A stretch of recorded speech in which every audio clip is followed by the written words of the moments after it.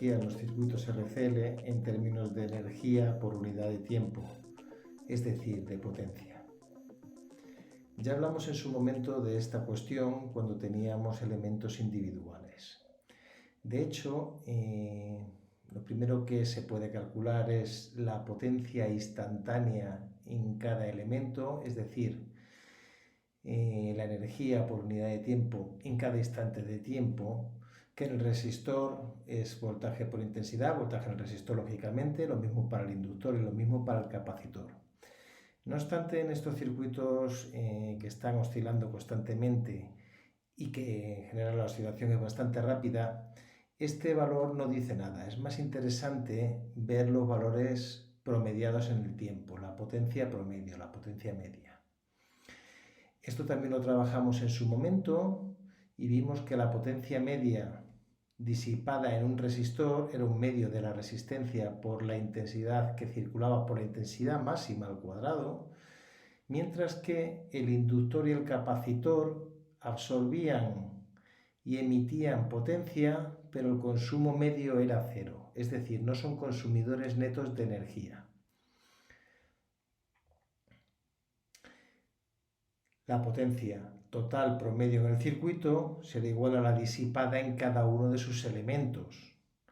Por tanto, eso será tan solo la potencia disipada en el resistor, es decir, un medio de la resistencia por el valor máximo de la intensidad al cuadrado, que también se podía expresar como el valor de la resistencia por el valor eficaz de la intensidad al cuadrado.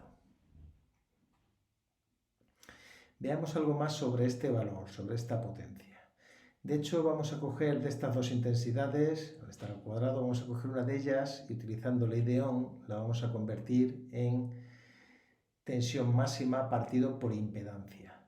Y vamos a recolocar un poquito esta expresión para tener que la potencia media es un medio de la tensión máxima por la intensidad máxima multiplicado por un factor R partido de Z.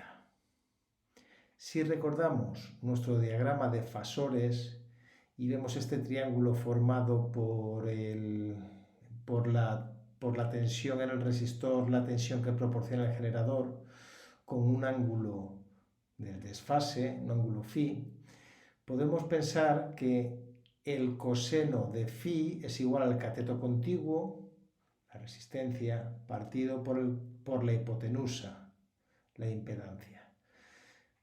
Vamos a definir el factor de potencia como el coseno del desfase entre tensión e intensidad.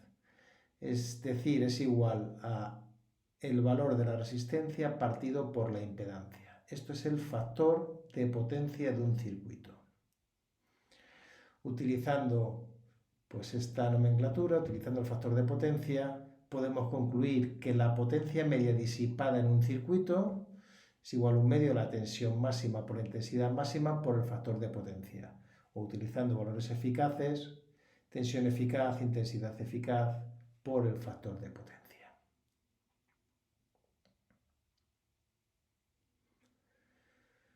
Por último, si representamos la potencia disipada para distintas frecuencias, vemos que el máximo de potencia disipada se produce cuando estamos en el pico de resonancia, para la frecuencia de resonancia.